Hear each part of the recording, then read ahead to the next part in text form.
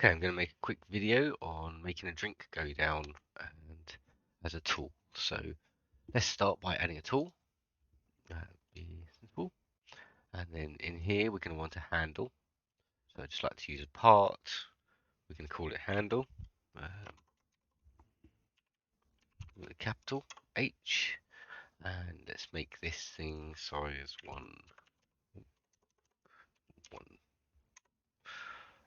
Should we make it? Let's make it a bit bigger. 1, 2, 1. Like that, so that it's upright. Okay, this is going to be our handle. So we don't need to see it. So let's make that transparent. And that's going to be where our character holds it. So now we're going to add a glass. Let's do something simple. Let's add a cylinder. And we'll make this one the same height. It's going to be in the x-axis. It's going to be its height because it's a cylinder. So yeah, 2 by 1 by 1. I should probably make that handle visible for the time being, just so I can be sure I'm doing things correctly. Okay, this is going to be the glass part. Zoom in on it. Let's rotate this around. I'm not sure which way we're going to go. Doesn't really matter. It's just going to adjust the math that we do afterwards. Okay, so let's get the position of the handle and the position of the part that's going to be our glass. And put that into there. There we go. Now it's in the same place. And we could make let's duplicate that, but then make this one smaller. So let's go with, still have it 2 by 0.9, 0.9. And let's move it up ever so slightly. I think I've got it on 0.1. Yep, cool. So I moved that one up. And then we're also going to want a part for our fluid.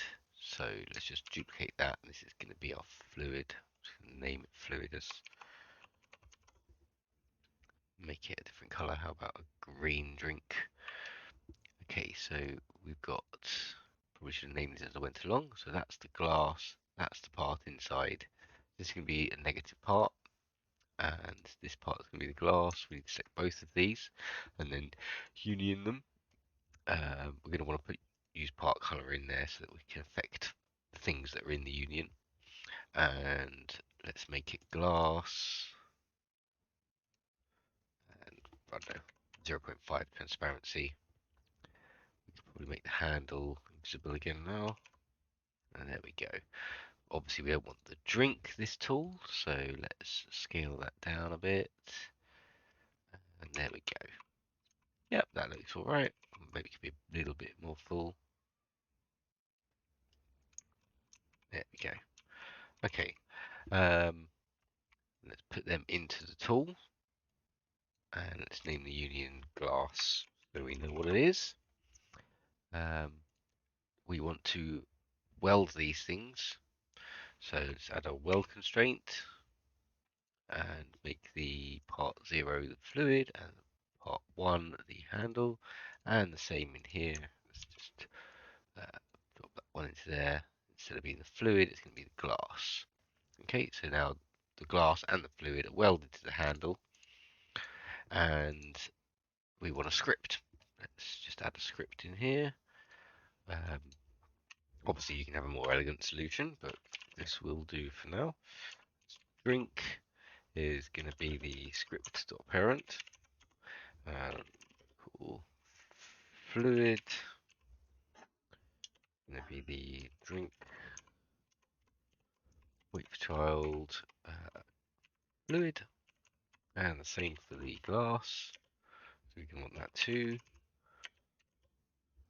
Drink. Wait for child and glass. We're also going to want to get the size of the fluid at the start. So it's going to be our size increment. So let's call it size increment. And that's going to equal the fluid dot size dot x, and it's going to be divided by 100. Let's just do it by 100. You could do this by any size increments you like, but you'll need to marry it up to this next step, which was going to be, we're going to put an attribute on the tool.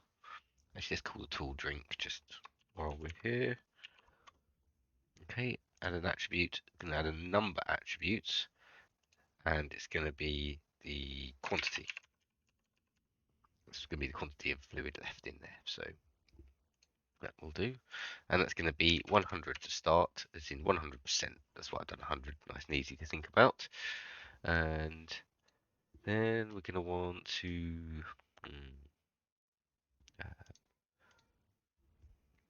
we're also going to want to know if it's active. So let's make a boolean for, let's just call it is active. Obviously, he said he wants to click to start drinking and click to stop drinking. So is active is going to be false to start with because you're not drinking by default, and we want to go off the activated. Just do an inline function here, anonymous one, and so when it starts, if it is active, then we're going to basically set it to not active. So is active equals false, and else. So then otherwise it means that is active is false. So we want to set it as true. Is active equals true, and then we're going to do a loop. So while is active, do, and then in here we're going to reduce the quantity each. Well, let's put a weight in first of all. Task dot weight, and I'm going to just do this as, it's going to be quite quick, but I'll run it just off of the heartbeat like that. A bit rough and ready, but this should be fine. And then we're going to reduce the quantity. So drink set attribute quantity, and then the next parameter is going to be, the next argument needs to be the amount it's going to be set to. So because it's attributes, we've got to get the attribute again. Drink get attribute quantity, like so, and then we're going to take away 1, like that. But we only want to do that if it's more than 0. So if get attribute again, quantity, is greater than 0, then, and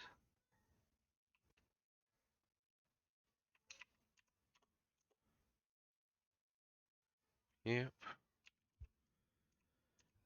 If it's not greater than 0, then we're done, and we can say is active equals false. So it'll automatically stop us drinking if we run out of drink, which makes sense. You might want to have something else happen in here. I know the tool gets destroyed or something like that, but this would be where you'd place it. Next, we want to reduce the size of the drink. I think you've got this bit down already as well, but let's go through it anyway. So it's going to be the fluids dot size, yeah, equals, and let's just make a new vector3, and we'll construct it out of the old one. So let's not worry about the x for the moment. We'll just do the other two. Will just be the fluid dot size dot y, and the fluid size missing the keys dot size dot x, no, z, sorry.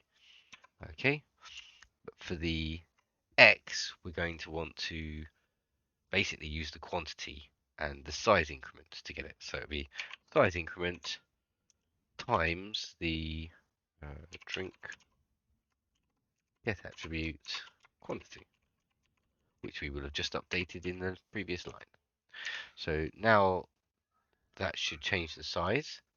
If we just quickly check that, put that in the starter pack. and see what state this is in. Haven't made any typos or whatever, first of all. Okay, so that's working, but obviously it's staying in the middle. We want it to reduce downwards. So we're going to want to set the C-frame of it. So what next? Let's go with, we're also going to want to, right, so first of all, when we move it, we're going to want to turn off the world constraint for a moment. So world constraint dot enabled equals false, and then we're going to want to re-enable it again immediately afterwards. Fluids dot world constraint enabled. I should have left this on so because if we don't disable it and enable it, it's going to like fling you around as it tries to move it, and you're all connected together, and all these things are welded together, and you're moving something that's welded to something else relative to it, so you'd fly through the floor or off up into the sky. Yeah, but we can turn it off and have a look anyway. And then we're going to set the C frame to the glass C frame, and then we're going to offset it so to world space, and then we're going to make a new C frame here, and okay, in here, well, again, let's just the Y and the Z will both be 0. And in here, let's make just separate it out to make it a bit clearer, because otherwise this could be a bit confusing. Let's make a thing called offset, and this will be equal to the size increment again times uh, the quantity. If attribute quantity. The only problem with attributes is they do mean a lot more typing in the scripting. And of course, we don't want the whole size; we want half of it. Oops. Yeah. So that should give us the offset should be that amount. And that's what we're going to put into here. So offset